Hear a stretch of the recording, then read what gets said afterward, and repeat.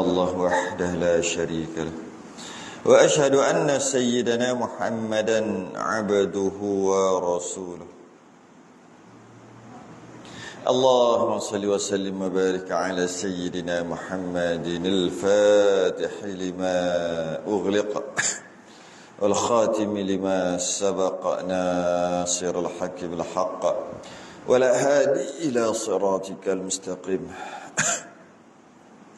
صلى الله عليه وعلى آله وأصحابه حق قدره ومقداره العظيم اللهم نور بالكتاب بصري وأطلق بلساني واشرح بصدري واستعمل به جسدي بحولك وقوتك فإنه لا حول ولا قوة إلا بك سبحانك لا علم لنا إلا ما علمتنا إنك أنت العليم الحكيم ولا حول ولا قوة إلا بالله العلي العظيم أما بعد الحمد لله terafa'kan kesyukuran dan terima kasih kepada Allah Ta'ala pada pagi ini sambung kitab Al-Jauhar Al-Mawhub. Aku suka berapa 103 47 Rumi Jawi. Qala al-musannif rahimahullahu ta'ala wa nafa'na wa iyyakum bi'ulumihi fid darain amin ya rabbal alamin. Wa qala sallallahu alaihi wasallam. Kita berhenti kat situ dan berkata Nabi sallallahu alaihi wasallam,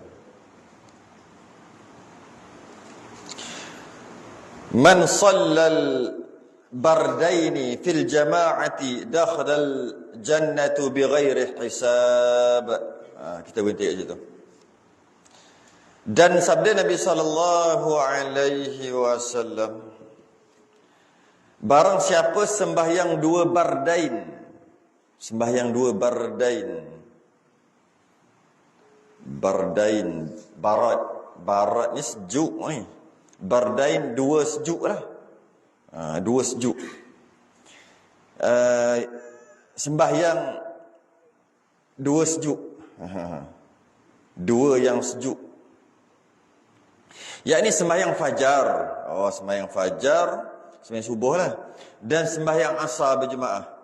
Niscaya masuk syurga dengan tiada hisab. Kalau sembahyang berjemaah. Kena amal ni. Sembahyang subuh macam tadi kita baru buat, sembahyang subuh berjemaah ataupun sembahyang asar. Sembahyang asar ni payah sikit. Sembahyang subuh sebenarnya payah juga. Masing-masing ada kepayahan masing-masing. Sembahyang subuh payah sebab betul lah pagi-pagi buta lah. Sedap tidur lagi. Asar sejuk juga sebab waktu tu baru lepas panas kan, baru lepas tengah hari tu, masuk waktu dah sejuk dah, iaitu mudah kata 4.30, 4.40 kan. Pun susah juga. Yang tu pun susah juga nak solat jemaah tu. Subuh pun susah juga. Sebab tu dengan dua solat berjemaah ni masuk syurga dengan tiada hisab. Kita mungkin sekarang kita tak berapa sedar lagi hisab tu, kiraan-kiraan tu bagi kita alah, kira lah macam mana kot. Tapi nanti kalau semakin hari semakin dekat dengan kematian, cuba bayangkan, hisab ni kiraan, dikira, dia buka balik CCTV, tengok balik, ada yang tak puati, ada dosa, ada pahala. Yang pahala tu okey lah, kalau boleh nak tunjuk lagi ramai orang lah waktu tu. Kalau ada kesalahan-kesalahan yang kita duk buat, malu waktu tu. Ada riwayat mengatakan malu sampai gugur. Daging kat muka ni gugur, malu sangat. Sebab apa? Bila tengok, kita tahu berdepan ni, kita berjumpa berdepan ni, tengok macam mana yang zahir, tengoklah. Nahnu nahkumu bizawahir. Kita semua berhukum benda zahir aja. Zahir tengok, okey, baik. Tapi yang kat belakang, orang tu tak tahu. Dan kita dapat sorok sehingga mati. Nanti dekat kiamat, nanti masa hisab nanti, keluar balik Kalau orang tengok lah. Kalau ada yang nak tengok, boleh tengok. Ditontonkan. Jadi ia satu perkara yang memalukan lah.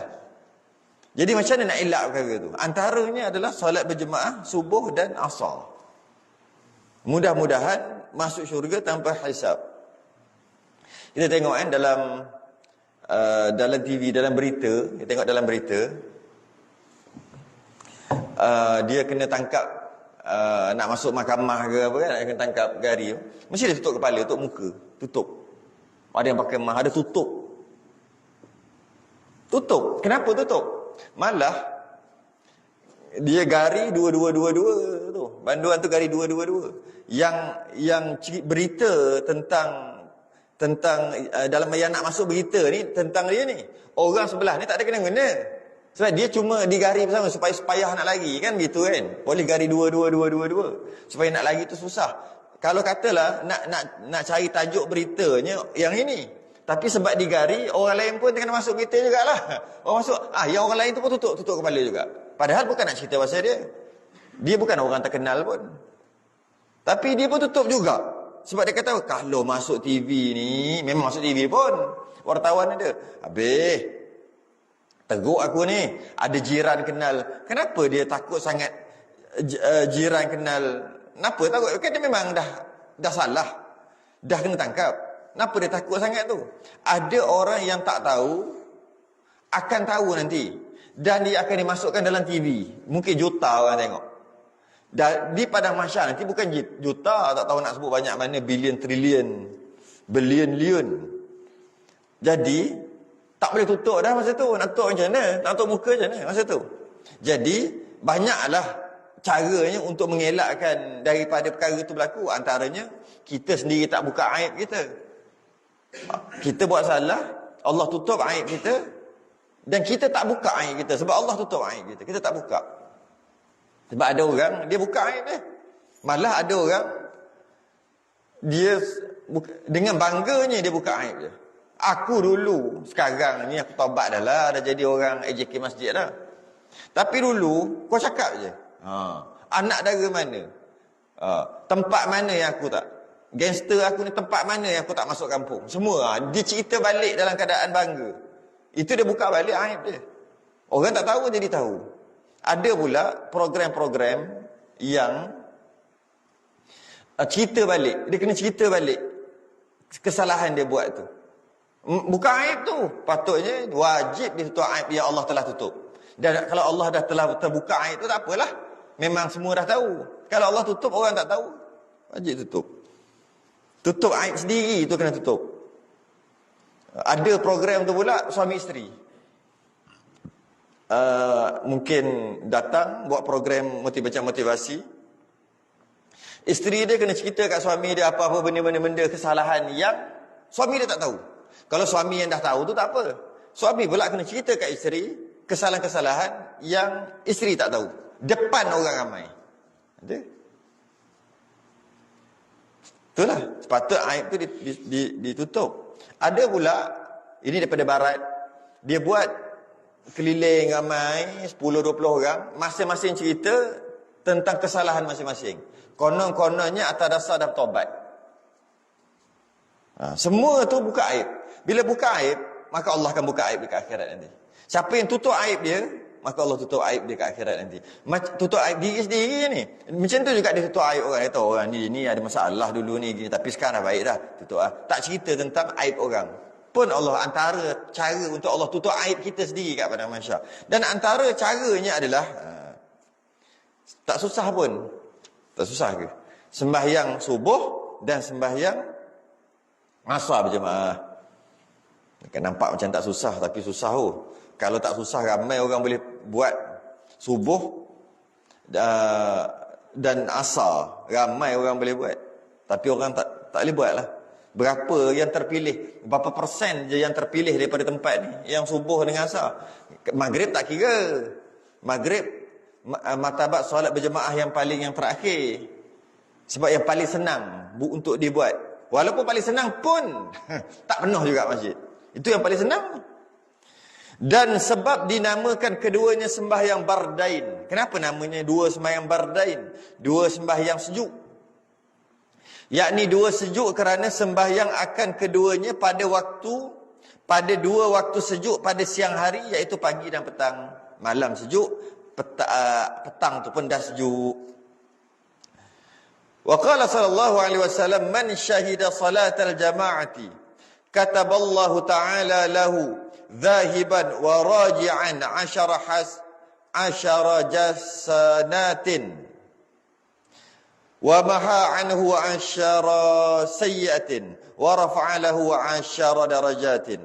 Dan sabda Nabi SAW, barang siapa hadir sembahyang jemaah, dia datang sembahyang jemaah, ditulis Allah Ta'ala baginya perginya dan kembalinya 10 kebajikan, dihapuskan daripadanya 10 kejahatan, dan diangkatkan baginya 10 darjat. Ini biasa kita dengar hadis ni dulu.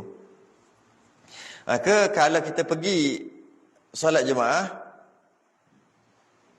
ada riwayat lain kata setiap langkah di 10 kebajikan dapat 10 pahala, dihapuskan 10 dosa. Bila sebut 10 dosa kecil lah, dan diangkatkan 10 darjat.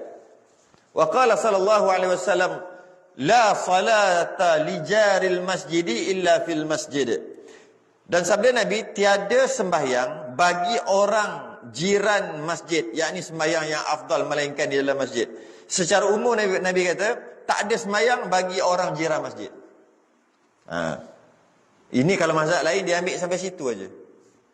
Tiada sembahyang bagi orang jiran masjid. Maksudnya jiran yang jiran masjid, masuk jiran masjid, kalau azan tu dia boleh dengar kat rumah dia. Dia panggil jiran masjid tu. Ada kata masuk jiran masjid 40 buah rumah daripada masjid. 40. Kita-kita ni lah. Dan kata Nabi, tak ada sembahyang. Tak ada sembahyang. Dengan setengah mazhab kata tak ada sembahyang tu, setengah pendapat ulama kata tak ada sembahyang tu maksud tidak sah sembahyang. Kalau tak sah sembahyang, ramai tak sah sekarang, ribu. Mujur tu bukan mazhab Syafi'i lah. Cuma ada pendapat kata keras lah tu. Ada kata mazhab Hambali. Maksud Nabi kata la salata, tak ada sembahyang li jaril masjid, bagi jiran pada masjid kalau tak salat jemaah. Kalau mazhab Hambali dia ringan sikit. Tadi pendapat ulama tadi agak jarang kita dengar lah. Tak sah sembahyang kat rumah, berdosa, dan tak sah sembahyang kat rumah kalau dia tu jiran masjid. Jadi nak cari rumah, nak cari apa, jangan cari 40 biji 40 buah rumah daripada masjid. Sebab apa? Kalau tidak berdosa, mengikut pendapat ulama tu. Tapi kita kalau cari rumah, kita kena cari dekat masjid dulu. Begitu, dekat masjid. Soalannya kita cari dan kita beli rumah dekat masjid, adakah kita pergi masjid? Tak juga. Jadi pada mazhab Hambali dia ringan sikit. Sembahyang masih lagi sah kalau dia jiran masjid. Kalau dia jiran masjid, sembahyang masih lagi sah. Sembahyang di rumah masih lagi sah, tapi berdosa. Itu mazhab Hambali. Mazhab Syafi'i apa maksud dia? Paling ringan, yakni sembahyang yang afdal melainkan di dalam masjid. Itu mazhab Syafi'i lah. Sembahyang kat rumah sah, tak berdosa, tapi afdal sembahyang kat masjid. Cuba kita bayangkan kalau kita dilahirkan mazhab Hanafi atau mazhab Hambali. Berdosa jiran masjid, tak datang sembahyang berjemaah di masjid tanpa uzur bagi lelaki. Maka hadis ini, itu baru kita lelaki yang besar, dewasa. Macam ni kalau anak-anak yang dah balik tu, umur 15, 14, 15, sama lah. Sekarang budak-budak mai masjid. Masuk budak-budak tu yang dah balik. Kalau lelaki tu, kalau orang Melayu dalam 13, 14, 15 area tu lah dia mula balik. Ada datang masjid, payah nak cari. 1% pun tak sampai. Kita panggil budak lah kan, yang baru balik ni umur 13, 14, 15, yang datang masjid untuk solat berjemaah tidak sampai 1%.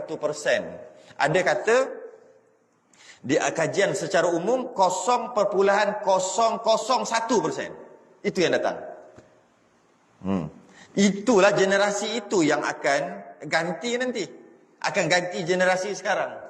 Nantilah mungkin lagi berapa generasi itu, mungkin lagi kalau kata umur dia 13, 14, 15, lagi 10 tahun dia akan kahwin, tak datang surau masjid lagi. Lagi 10 tahun lagi tu dia sibuk kerja, tak datang lagi. Lagi 10 tahun, mana 30 tahun setelah itu. Generasi sekarang ni lagi 30 tahun dia yang akan datang masjid. Bukan, dia akan yang sepatutnya datang masjid. Soalannya dia tak datang. Kalau tak datang, masjid akan datang tak tahulah macam mana, kosong. Jadi itulah memang susah. Maka hadis ini ditanggungkan atas sembahyang fardu, cerita sembahyang fardu. Jadi sembahyang fardu mengikut 3 mazhab yang tadi yang sebut tadi. Yang pertama, pendapat ulama pertama, siapa jiran masjid sembahyang kat rumah tanpa uzur lelaki tak sah. Pendapat kedua, mazhab Hambali, mazhab Hanafi. Siapa jiran masjid tak sembahyang berjemaah dekat masjid, sah tapi berdosa. Pendapat kita lah yang kita duk pegang, mazhab Syafi'i. Jiran masjid tak sembahyang berjemaah di masjid, tak berdosa, sah sembahyang di surau, sah sembahyang di rumah, tak berdosa tapi ugi. Ugi. Maka hadis ini ditanggungkan akan sembahyang fardu lah. Barang yang dihubungkan dengan dia dan yang berkaitan dengan solat fardu, maka ada 5 lah.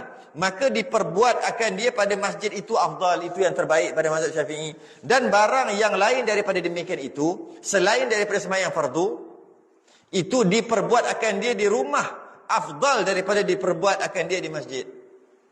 Selain daripada solat fardu, buat kat rumah lagi besar pahala daripada buat kat masjid. Solat apa? Sebelum subuh solat 2 rakaat. Sembahyang kat rumah lebih besar pahala daripada sembahyang kat masjid. Yang sembahyang kat masjidnya tak itu masjid lah, mana boleh kat rumah kan. Sembahyang duha kat rumah lebih besar pada kat masjid. Sembahyang 2 rakaat qabliyah sebelum maghrib, 2 rakaat dekat rumah lebih besar pahala daripada kat masjid. Lepas sembahyang maghrib, sembahyang ba'diyah 2 rakaat, sembahyang kat rumah lebih besar. Macam itulah yang lain-lain. Sembahyang witir kat rumah lebih besar. Sembahyang tarawih kat rumah lebih besar pada kat masjid. Bagi yang bab tarawih tu khilaf ulama. Ada kata di masjid, sebagian ulama kata di rumah lebih besar, lebih afdal. Sembahyang tarawih kita ambil sebab ada khilaf ulama, tak apalah. Yang lain tak ada khilaf ulama. Selain daripada tarawih dan witir pada bulan Ramadan, itu ada khilaf. Sebagian kata di masjid lebih afdal, sebagian kata di rumah. Selesailah tu. Khilaf biarlah, kita ambillah di masjid. Selain daripada tu, solat sunat semua afdal dekat rumah. Apa sembahyang? Semua afdal, lebih baik buat di rumah berbanding di masjid. Di masjid sembahyang fardu lebih afdal daripada di rumah. Sembahyang fardu di masjid lebih afdal daripada sembahyang fardu di rumah. Sembahyang sunat di rumah lebih afdal daripada sembahyang sunat di masjid. Sembahyang sunat di rumah lebih afdal daripada sembahyang sunat di masjid. Cuma itulah macam kita lah, masalah kita lah tu. Masalah kita apa? Kalau buat di rumah, buat tak? Tak buat. Jadi buat masjid tak apalah, afdal. Jadi masalah afdal aja. Sunat tetap sunat. Buat dekat rumah pun sunat, buat dekat masjid pun sunat. Solat sunat tadi. Buat di rumah pun sunat, buat di masjid pun sunat. Cuma nak lebih pahala lagi buat di rumah. Cuma itulah. Kalau lah kita katalah kita boleh buat 20 rakaat sembahyang tarawih bulan Ramadan, bulan yang diikat syaitan. Syaitan tak mampu untuk kacau waktu tu. Cuba buat tarawih kat rumah 20, boleh? Tak boleh. Tapi buat di masjid kadang-kadang boleh. Cuba buat 8 rakaat aja dekat rumah, tak mampu. Sedangkan syaitan tak ada waktu tu. Syaitan tak ada tu maksud kena ikat lah. Ataupun masuk kena ikat tu tak boleh lah. Dia nak hasut tak boleh dah. Pun tak boleh buat 8 rakaat kat rumah, campur witir 11, tak boleh. Tapi di masjid kenapa boleh buat tiap-tiap malam? Maknanya ada kekuatan kalau buat kat masjid. Ada kekuatan kat situ untuk dibuat kat masjid. Jadi daripada kita kata alah buat kat rumah afdal, tapi tak buat pun, lebih baik buat kat masjid je lah. Kita tengok kemampuan kita. Susah oh. Kalau azan, kita dengar je azan subuh, kita terus sembahyang kat rumah. Habis 2 naik motor baru pergi. Susah oh nak buat. Susah. Susah sangat nak buat. Tapi kalau di masjid, senang. Sampai-sampai, sempat lagi ni, sembahyang kat rumah. Tak susah pun rasa. Jadi, kalau macam tu mana lagi bagus? Buat kat masjid lah. Sebab lebih mudah. Kerana bila di masjid, dia akan ada kekuatan. Di masjid, apabila bertemu beberapa orang, dia jadi lebih kuat. Umat Islam ni, dia umat yang berjemaah. Dia bukan duduk seorang-seorang macam apa. Dia duduk seorang-seorang, kenduri orang kat kampung tak ada kenduri, dia tak pergi. Kenduri kahwin dia tak pergi. Masjid dia tak datang berjemaah. Jiran sebelah dia tak peduli. Dia buat hal dia je. Tak, itu bukan cara Islam yang sebenar. Cara Islam dia mesti bermasyarakat. Sebab boleh masuk neraka kalau jiran kebuluh. Sedangkan jiran kebuluh tu dia punya pasal lah, dia yang kebuluh dia malah kerja. Contohlah dia malah kerja kan. Mati kebuluh, sebelah tu berdosa. Maknanya kita tak boleh duduk sendiri je. Kau jangan kacau aku tak kacau kau. Tak boleh. Dia mesti ada time gotong royong, kena pergi gotong royong. Ada time masjid, kena pergi masjid. Ada time program-program, kena pergi program. Ada keduri, kena pergi. Ada time kematian, kena pergi ziarah. Semua. Ada time susah-susah, kena pergi ziarah orang susah tu. Itu Islam. Dia bukan duduk seorang-seorang macam kera sumbang. Tidak. Tak. Dia mesti. Mesti. Jadi kalau macam itulah keadaannya, antara tempat untuk paling mudah untuk berkumpul adalah di masjid. Paling mudah untuk berkumpul adalah di masjid surau. Jadi sebab itulah datang untuk solat berjemaah. Datang untuk solat berjemaah. Sebab dia lebih afdal. Malah dia dapat bermasyarakat, tambah masyarakat lagi. Itulah Islam sebenarnya. Dia hidup secara bermasyarakat, berkumpulan. Malah sembahyang bila berkumpulan dia jadi kuat. Buktinya tarawih. Bila berkumpulan dia jadi kuat. Kalau seorang-seorang dia jadi tak kuat. Dia jadi tak kuat. Kita ni. Dan barang yang lain daripada demikian itu diperbuatkan dia di rumah afdal. Selain daripada itu buat kat rumah lebih afdal. Wa qala sallallahu alaihi wasallam, salatul jama'ati rahmatun wa hiya khairun minad dunya wa ma fiha. Wal jama'atu rahmatun wal furqatu 'adzabun. Dan sabda Nabi sallallahu alaihi wasallam, bermula sembahyang berjemaah itu rahmat. So dapat datang sembahyang jemaah tu rahmat tu. Rahmat besar. Dan iaitu terlebih baik daripada dunia dan barang yang di dalamnya. Dunia pahala besar. Dunia dan barang di dalamnya, isi dunia. Tak boleh nak menandingi kelebihan solat jemaah. Dan bermula jemaah itu rahmat, yakni melazimkan akan jemaah al-muslimin dan muafakat dengan mereka itu menyampaikan rahmat atau sebab bagi rahmat. Jika rahmat nak turun ke atas seorang, dalam keadaan orang tu semua berjemaah, rahmat nak turun kat seorang je sebab dia baik dan sebagainya, dia buat baik apa, maka nak turun dekat dia, dapat tempias orang sebelah. Sebab tu kena jemaah. Mesti kita duduk dalam berjemaah. Tak boleh seorang-seorang. Dan bercerai itu azab. Bercerai itu maksud duduk seorang-seorang tu azab. Azab tu maksud tak elok. Yakni tiada muafakat dengan mereka itu sebab bagi azab. Kalau katalah azab nak turun kat situ sebab dia berjemaah, azab tak jadi turun macam tu Buddha kata, dia angkat azab kerana ada orang yang tak layak terima azab. Sebab tu kata, kenapa Malaysia ni tak jadi macam negara-negara yang lain? Kalau kata gempa bumi mati 1,500 orang, kat China biasa je berlaku. Dekat India accident kereta api, kita panggil accident lah kan, kereta api mati berapa? Mati 500 orang, biasa je. Tapi kita tak dengar pun. Kalau dengar mati berapa, 4 orang mati accident kereta, Allah, dah seramai dah. Tak seramai dah. Kenapa kita kematian yang mengejut kita tengok ni, kematian ramai ni, tak seramai macam tsunami gitu. Berapa aja nak banding kan Indonesia ke tempat-tempat yang mati sekali mati, kalau gempa bumi, tanah runtuh, gunung berapi, mati itu mati mai ratus-ratus, ribu-ribu. Kita mati tak sampai puluh-puluh, sekaligus mati tu. Mati sekaligus. Accident bas, mati 6 orang. Itu teruk dah tu. Masuk berita seminggu ulang cerita tu. Nak beritahu, melampau sampai 9 orang mati, 10 orang mati dalam bas. Tempat lain macam kat India, satu bas mati semua. Biasa. Malah ratus-ratus biasa. Kenapa gitu jadi? Maka bila kita buat kajian sikit, kerana masih lagi ada para ulama yang mana kerana mereka, kalaulah azab tu dari sudut penyakit ke sebagainya, bila azab tu bencana alam ke, azab tu sepatut turun. Jadi tak turun, terangkat kerana ada orang-orang yang masih lagi ikhlas. Ikhlas lillahi ta'ala. Macam tu juga bila dalam keadaan berjemaah, kemudian katalah nak turun azab di kampung tu, tak jadi. Sebab apa? Sebab ada tu imam lagi. Contoh lah, gitu lah. Sebab apa? Sebab ada orang baik. Malah kalau ada wali dalam tu, wali yang tak dikenali lah, ada wali dalam tu, lagilah diangkat. Tu kadang-kadang kita tengok, kenapa banyak sangat maksiat, tapi tak kena bala pun. Sebab masih lagi ada orang ikhlas. Antaranya orang yang berjemaah. Dalam salah satu ada lagi orang tu, orang baik, ada lagi. Maka azab tak turun di situ. Kalau tak ada semua, memang azab turun lah. Bila azab turun, bila azab turun, dia akan kena bagi orang yang buat jahat, dan orang yang tak buat jahat pun kena. Maka terelaklah.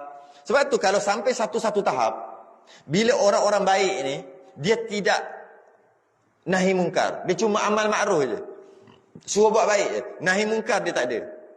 Waktu tu azab dah tak boleh dah, terpaksa turun juga macam tu. Tak tertahan dah.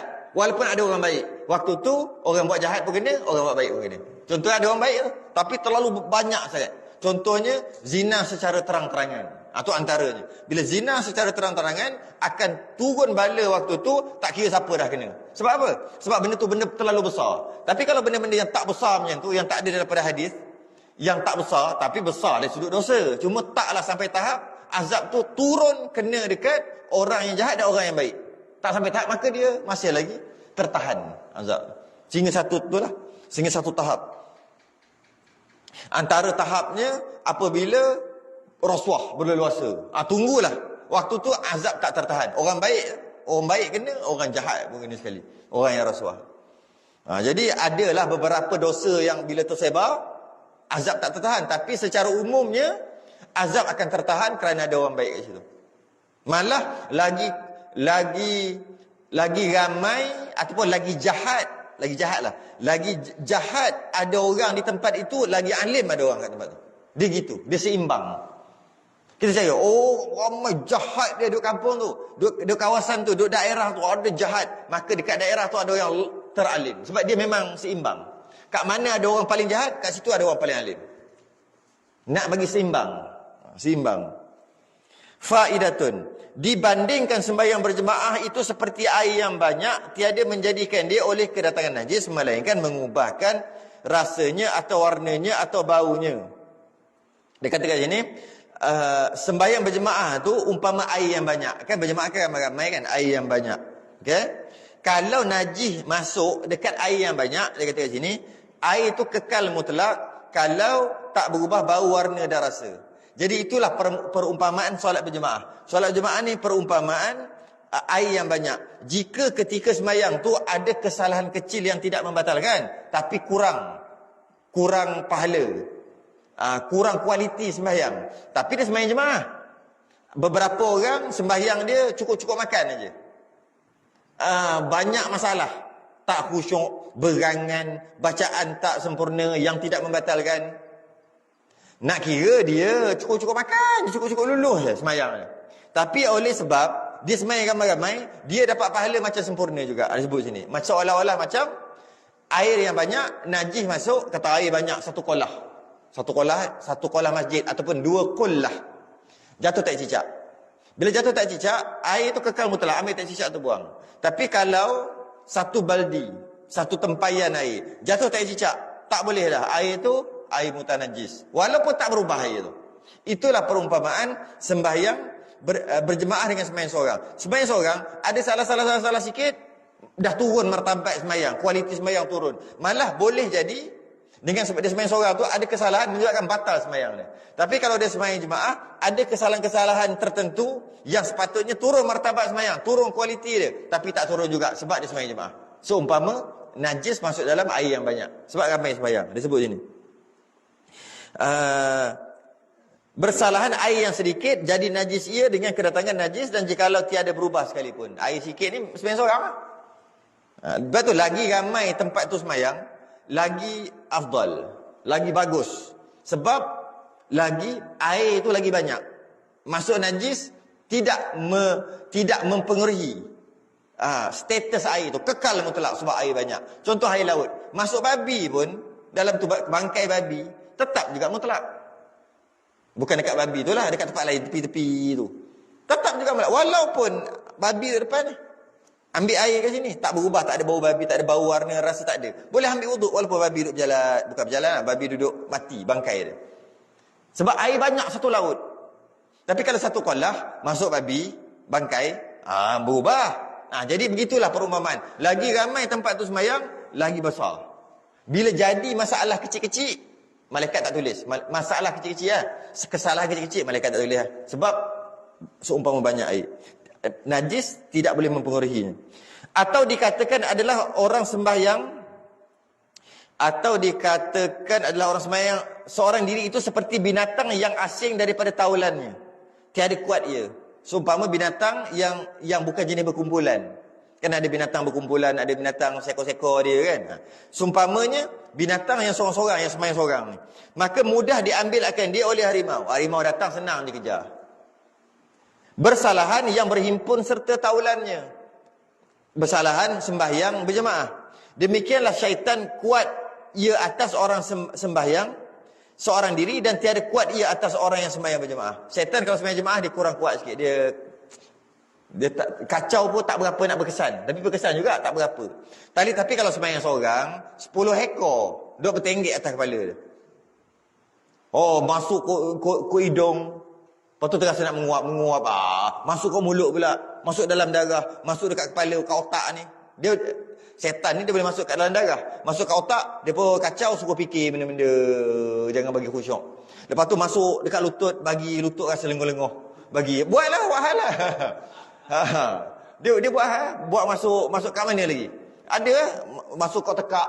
Dia garu tekak. Rasa nak terbatuk aja. Setan tu. Tak padahal lepas semayang tak batuk. Tapi masa semayang sibuk nak batuk. Apa hal lah? Setan tu. Lepas tu macam-macam lah dia boleh buat. Sebab ada seorang, maka dia pun kajak kawan-kawan dia. Dia WhatsApp lah, dia viral kan. Weh, ni semayang seorang ni, best ni, jom. Kita kenduri kan dia. Ramai-ramai datang, 10 ekor datang. Bertenggek kat kaki, bertenggek dekat kepala, bertenggek kat macam-macam. Tapi kalau ramai-ramai, dia tak boleh sangat. Sebab dan kita semayang rapat-rapat. Nabi kita semayang rapat-rapat, setan tak boleh masuk ke situ celah tu. Dia nak ikut belakang, nak ikut depan, nak lompat ke tu, lompat ke ni. Masa nak semayang tu ada azan. Bila azan dia lagi jauh. Lepas tu lepas dah tak dengar azan dia patah balik. Baru nak dekat bunyi qamat balik dia lagi jauh lagi. Sempat 1-2 rakaat tak diganggu syaitan. Sebab sementara syaitan nak datang balik tu. Lepas tak bunyi azan iqamah. Lepas datang pula nak kacau kat mana ni? Masuk ke tepi. Masuk tepi. Tak boleh. Kau depan lah. Kau belakang. Kau depan kat depan. Tak apalah. Dapatlah juga seekor 2. Tapi tu pun tak apa-apa nak boleh kacau juga. Macam tu lah. Perumpamaan je tu. Macam tu. Macam kalau kita tengok, siapa biasa tengok yang National Geographic tu, kadang-kadang dia cerita pasal binatang. Kalau binatang tu ramai-ramai, bukan kebau apa benda tu, buffalo tu kan. Dia ramai-ramai, bila datang citah ke harimau ke apa kejar, dia lari ramai-ramai. Tapi bila satu tu je, tiba-tiba je dia sakit kaki sikit. Tali kasut dia tercabut, dia nak pakai dulu kejap, duduk kejap aja. Yang lain dah pergi dah, ni dia sekor aja. Atau dia tiba-tiba dia pergi kot ni. Siap. Yang tadi tu. Tapi kalau ramai-ramai lagi, harimau tadi dia tetap lagi follow. Dia tak tahu nak tangkap mana satu, ramai sangat. Malah kalau dia terkam mana-mana, silap dia mati kena pijak. Tapi bila tiba-tiba sekor tu entah macam mana pening ke apa, pergi sekor-sekor seorang-seorang pula. Sekor-sekor je dia pergi sana. Tengok 3-4 ekor dia datang. Itu perumpamaan setan bila tengok Allah jemaah. Payah betul lah. Tak ada tempat lain lah yang senang sikit. Ada kat rumah tu depan tu. Cuba pergi depan tu. Lagi senang macam tu lah. Umpamanya. Dan lagi sembahyang orang yang seorang diri, itu tiada disurat baginya pahala suatu melainkan barang yang diakalkan dia. Orang sembahyang seorang diri, malaikat akan cek satu-satu apa yang dia sedar. Dia ni sembahyang sedar tak tengah sembahyang? Tak, dia berangan. Maka tolak markah begitu. Akhir sekali tolak, kita ambil lah. Mudah-mudah kata, sebagai contoh, sembahyang tu 100 markah. Itulah. tak pakai kepiah. Sebab sembahyang kat rumah tak pakai kepiah, tolak satu. Baju main pakai aja, tak ada baju khusus, tolak satu. Tolak tu bukan tolak tak sah, tolak markah pahala. Memang sah, tak pakai baju pun sah, jenis tu tak aurat. Tolak. Tak pakai minyak wangi, minyak, tolak. Tolak satu. Tak khusyuk, tak itu. Tak cukup subhana rabbiyal a'la wa bihamdi, tak cukup 3 kali. Tolak. Akhir sekali yang 100 markah tu dapatlah 41 markah. Sebab banyak kena tolak, banyak. Okey. Kalau sembahyang kat masjid macam tu juga. Dia banyak juga, dia buat tolak juga, tapi tak kira 41. Itu dia kata apa kat sini? Melainkan barang yang diakalkan. Dan sembahyang berjemaah itu disuratkan baginya pahala sembahyang yang sempurna.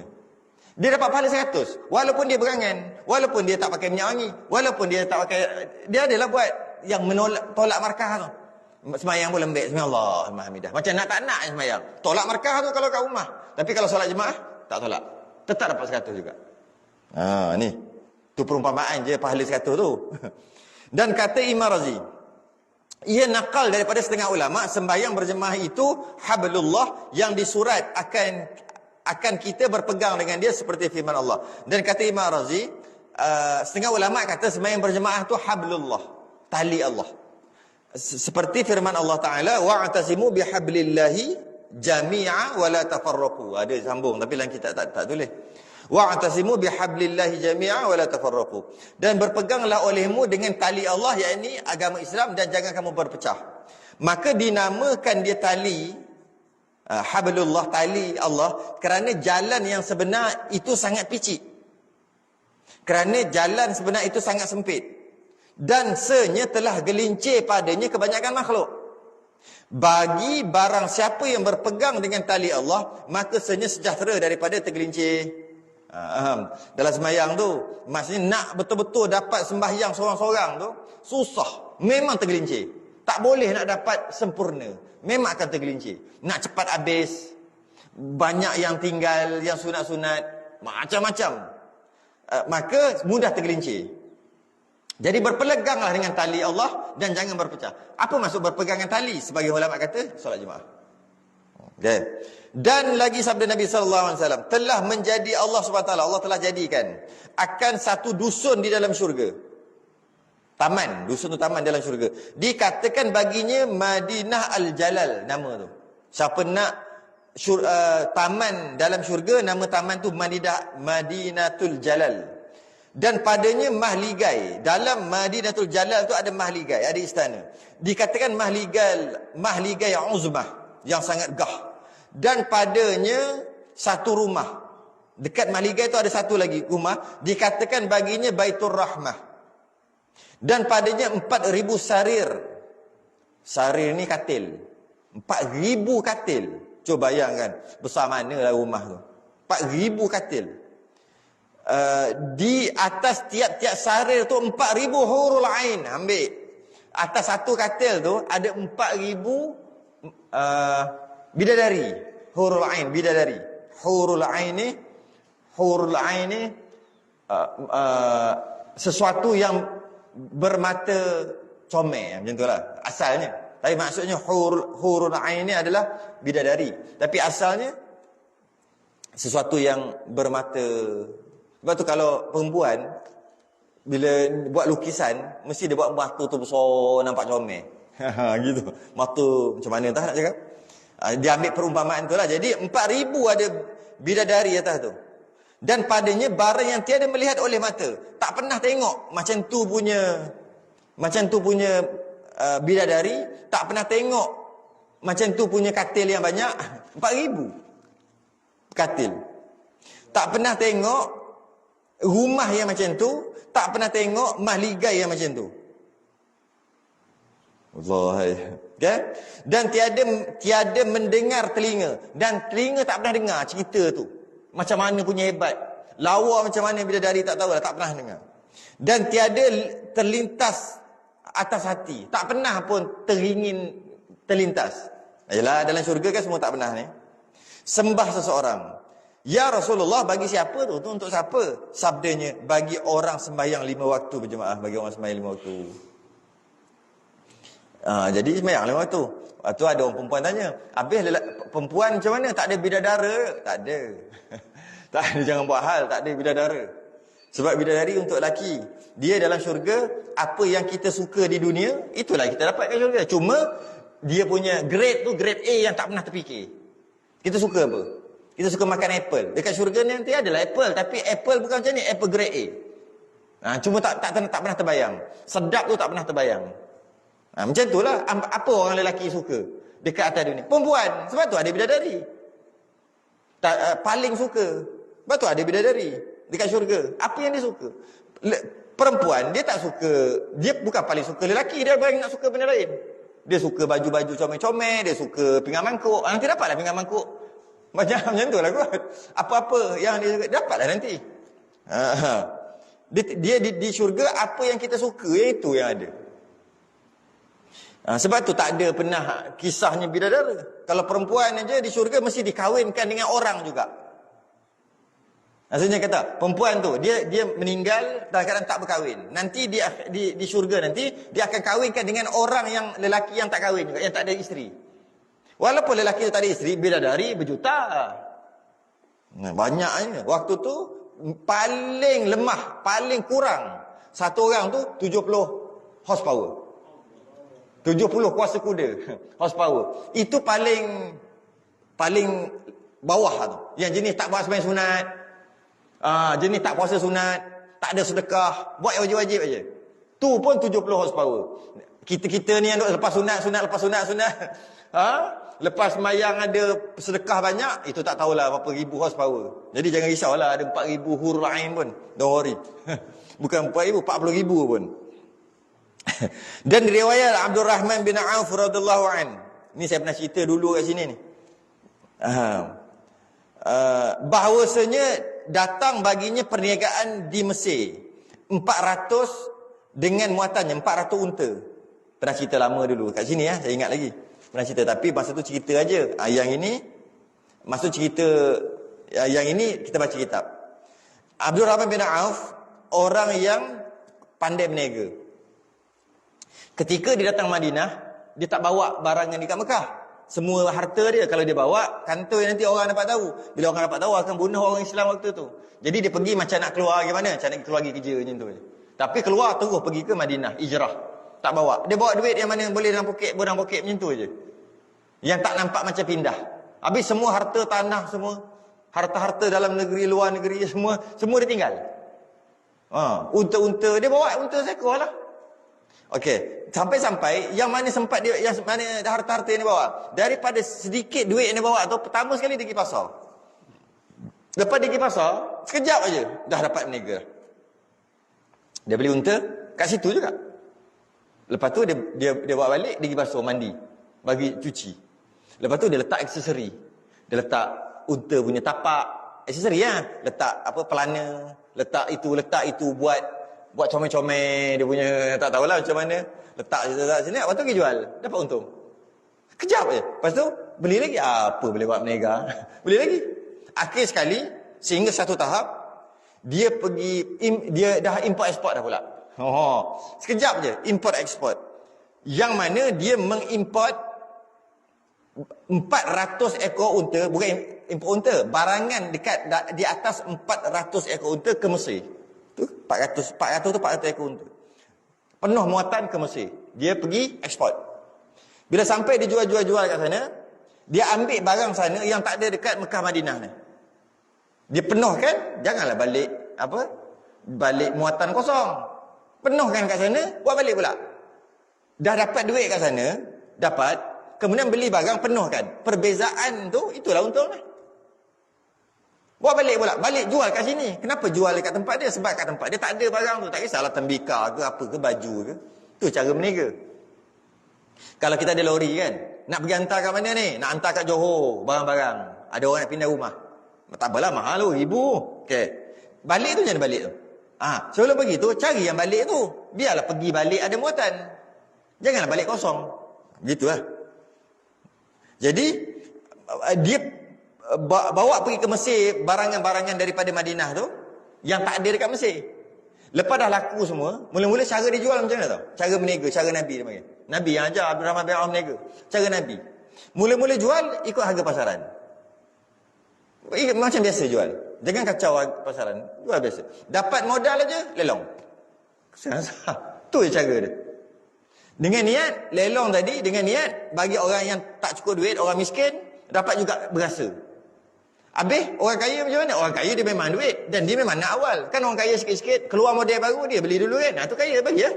Dia tak ada rasa pun. Dia orang kaya, dia beli dulu. Jadi, dengan niat untuk berniaga. Bila dah dapat modal, lelong, turunkan harga, dengan niat untuk sedekah sekali. Kan sedekah tu antara untuk membanyakkan lagi harta dengan cara sedekah. Dengan banyak sedekah, lagi banyak harta boleh masuk. Jadi dengan niat sedekah, masa jual tu. Jadi dapat, untung dah memang dapat dah sebab modal dah dapat. Lepas tu begitulah. Tak susah. Tapi kita begitu lah. Dah dapat untung, dah dapat modal ni. Masa ni nak untung, dia akan jual harga yang sama supaya untung tu banyak. Ya, untung sekali tu je. Orang tak mari dah. Tu cara dia. Kalau ikut cara Nabi ni, tak kira siapa pun akan berjaya berniaga dia. Jual harga biasa, dapat modal, jual harga murah. Dengan niat untuk orang miskin yang nak merasa juga. Ada durian. Ni musim durian. Tengok ada durian lagi. Ingat kan dah habis musim lah. Berapa satu lori? Berapa ribu? Modal yang dia keluar. Dia keluar 5,000 satu lori tu. Jual harga biasa. Macam biasa. Timbang. Macam biasalah yang selalu jual kan. Dapat je 5,000. Ada lebih kurang separuh lori lagi. Okey. Jual bakul-bakul pula. RM50 sebakul ke apa. Murah memang. Orang kata viral. Murah.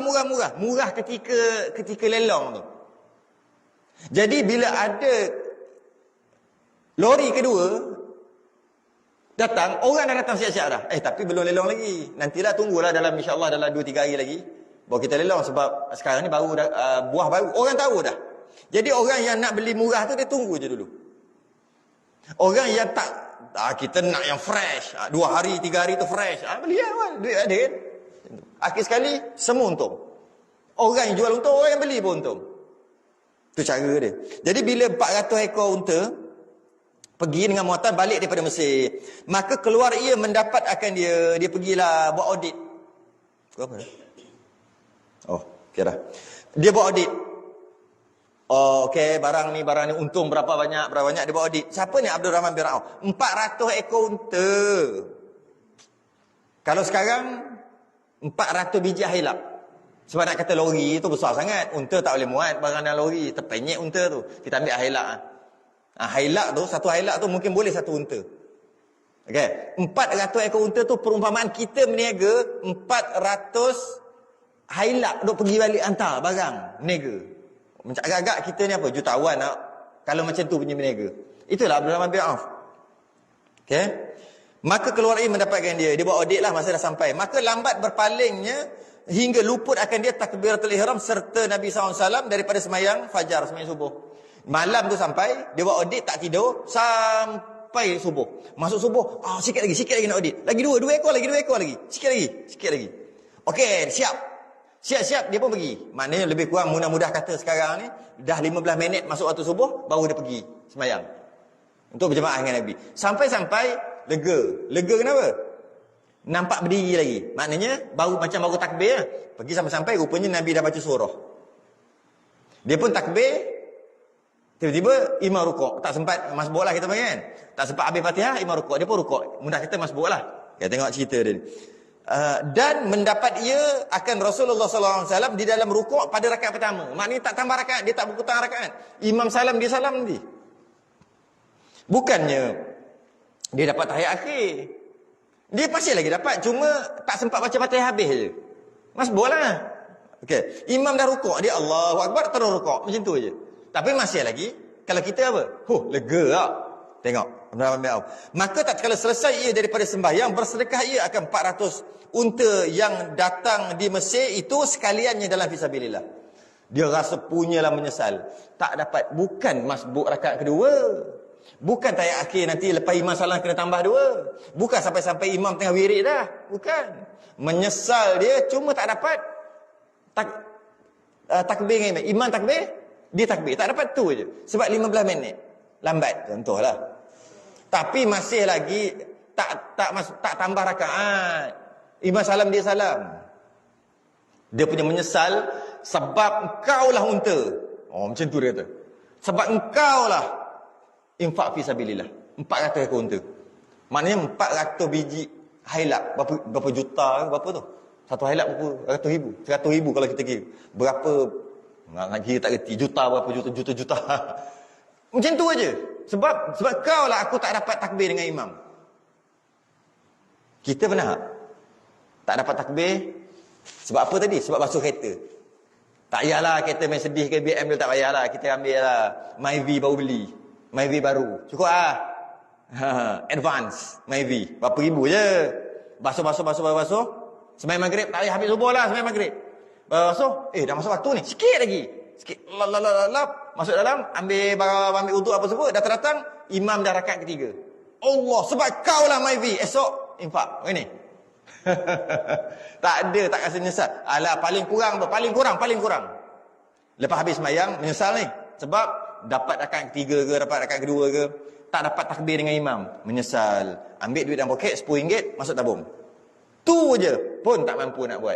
Tak payah suruh jual rumah, tak payah pergi jual kereta, tak payah jual motor, tak payah. Tak payahlah, kita bukan martabat iman kita bukan macam para sahabat Abdul Rahman bin Auf, tak apalah. Ambil RM10, buah dalam tabung. Agak-agak boleh buat. Itu pun tak boleh buat. Silap-silap RM1 pun kedekut. Padahal dah lambat tu. Tapi mereka tidak. Abdul Rahman bin Auf diinfak semua. Kemudian maka sembah ia, ya Rasulullah, aku perbuat begini-begini, maka adakah tercapai aku akan pahala takbiratul ihram? Dia kata, ya Rasulullah, aku lambat tapi aku rasa menyesal, tapi tak apa. Aku dah infak 400 ekor unta tadi fisabilillah. Dia nak konon-konon nak kata, Nabi kata terbaik. Dia nak kata gitulah. Adakah dapat cover balik kerugian takbir dengan imam? Imam takbir, dia takbir. Sabdanya tiada. Nabi kata tak dapat. Allah, tak dapat juga. Sembah ia, ya Rasulullah, kalau macam tu aku jadikan barang yang di atasnya, yang tadi barang buat turun dulu, unta je yang bagi. Ini sekali dengan barang-barang, maksudnya sekali dengan untung-untung tu lah, sekali dengan modal-modal. Okay? Segala mata benda sekaliannya, apa yang ada atas unta tadi tu, yang berniaga tu, di dalam fisabilillah, adakah tercapai akan pahalanya? Dapat tak pahala tadi? Sabda kata Nabi, tiada, tak dapat juga. Lagi juga. Maka sembah ia, adalah di atas tiap-tiap jamal tu unta. Itu seorang sahaya, ada seorang hamba untuk jaga unta tu, buat berniaga tu. Maknanya 400 orang hamba. Kalau hamba ni, kalau sekarang punya harga sejuta. Sejuta. Kalau ada hamba lagi, kalau nak beli kan, yang kadang-kadang yang tu Piramdi jual. itu bohong. Dia sebenarnya dia tak, kalau ikut harga sekarang mungkin juta. Mungkin sejuta, mungkin 10 juta kalau ikut harga sekarang. Tapi tak ada hamba sekarang ni. Maknanya ada 400 orang hamba dia. Okey. Dia pun merdekakan. Dia bagi wajhullah ta'ala, untuk keredaan Allah. Adakah mencapai aku akan pahalanya? Dapat tak pahala takbir tadi je? Nabi kata apa? Tiada. Tak dapat juga. Berapa banyak dah habis tadi? 400 tu kita ambil berapa? 400 juta. Tambah barang-barang berapa juta lagi. Tambah, tak tahulah, berjuta-juta. Habis. Sebab tak dapat takbir dengan Nabi. Dan dia tujuan dia infak tu supaya dapat pahala, dapat cover. Tak dapat juga. Nabi kata tidak. Kemudian terakhir sekali Nabi kata, hai Abdul Rahman, jika ada dunia dan barang yang di dalamnya, kalau engkau punya semua dunia dan barang dalamnya, semua, bukan tu aja, semua engkau punya, daripada harta kamu, dan engkau jadikan dia dalam fisabilillah, kau infak fisabilillah, tiada tercapai kamu akan kelebihannya. Tak tercapai juga kelebihan. Solat berjemaah, bukan solat jemaah, imam takbir, dia takbir. Dia panggil takbiratul ula, tak dapat. Jadi bagi kita, lepas kita baca kisah ni, sebagai penutup, biarlah, maka kita, bila kita jadi dapat masbuk, kita bagi sahabat, dia menghukum dirinya sendiri. Maka kita pun hukum diri kita sendiri juga. Cuma tak sampai martabat tu. Cadangan saya lah, cadangan. Kat sini kan orang banyak duit sini kan, semua kerja-kerja gebeng, semua kerja minyak, Petronas apa sini kan. Okey. Setiap satu rakaat ni cadangan aja. Wajibkan diri sendiri. Bukan wajib kau diri orang, wajibkan diri sendiri. Setiap satu rakaat tinggal RM10 pun tabung. Tabung di sini tu. Tebung derma. Keluarnya, bubur RM10. Sebab sembahyang 4 rakaat, dia dapat rakaat kedua, masbuk tambah satu rakaat kan? Tak RM10. Kalau tahiyat akhir, 40. Kalau subuh dapat tahiyat akhir, nanti lepas Imam Salam tambah 2 lah juga kan? Dapat tahiyat akhir aja. 20. Kalau langsung tak datang, 50. Rasa-rasa penuh masjid ni. Buat macam sahabat. Tak, wajibkan diri sendiri. Alah, duit banyak-banyak pun buat apa? Bukan boleh masuk kubur pun. Dan biar orang duit banyak-banyak ni, bila dah berumur 50 ke atas baru duit banyak. 30-40 ni tak banyak.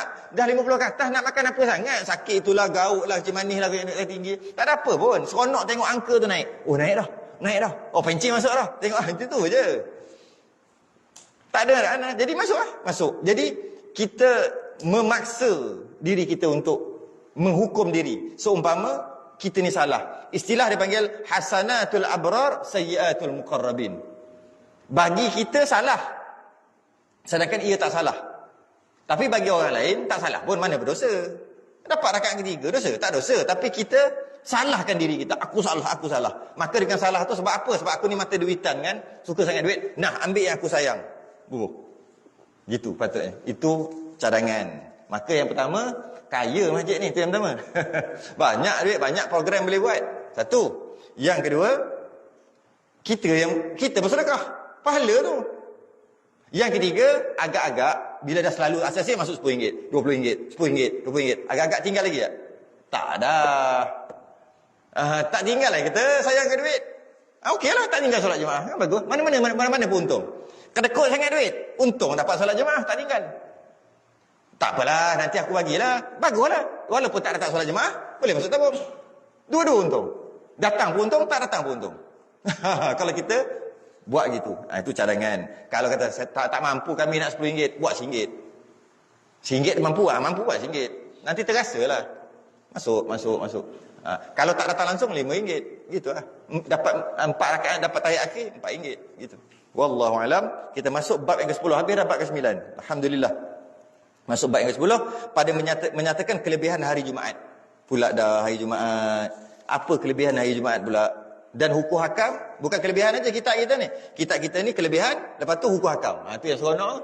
Lepas tu kelebihan hukum hakam. Kelebihan hukum hakam cerita 3. Kelebihan hukum hakam cerita. Kelebihan hukum hakam cerita. Kita akan masuk kelebihan hukum hakam dan cerita yang berkaitan dengan hari Jumaat.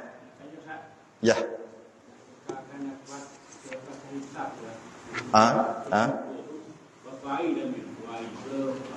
Apa dia? Yang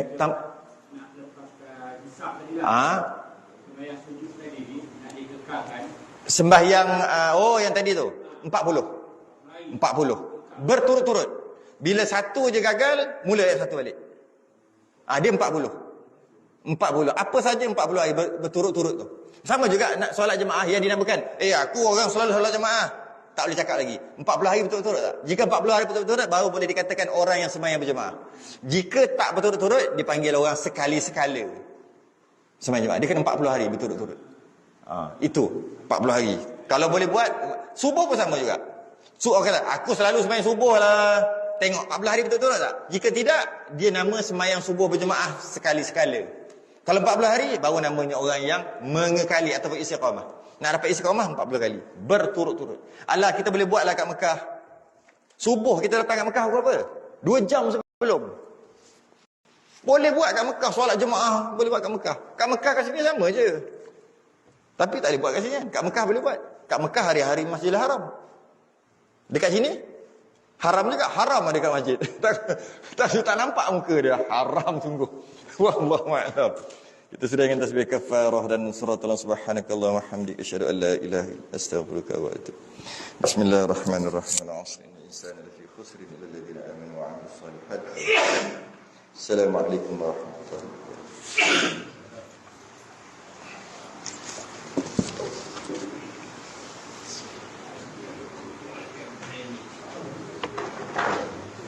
Allah